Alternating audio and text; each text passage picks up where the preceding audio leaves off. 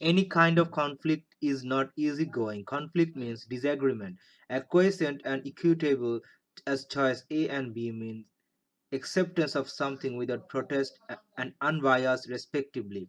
So choice A and choice B are not fit to represent any conflict, and so they are incorrect for blank one. Choice C, given as intractable, means anything which is difficult to control and exactly fits the blank to represent conflict. So choice C is the correct answer to fit blank one. The ethos of conflict represents a coherent and systematic pattern of knowledge regarding the experiences related to a conflict situation. It binds the member of a society together with goals and aspiration.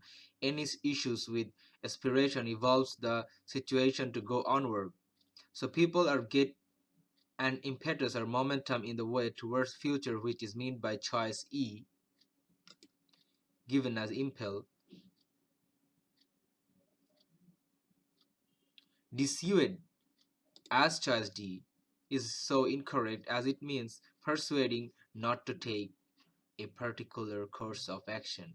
And enervate, as choice F, means causing to feel drained of energy or vitality. If anyone is hindered in a way, draining of energy, then it is impossible to go for future. So choice F is also incorrect.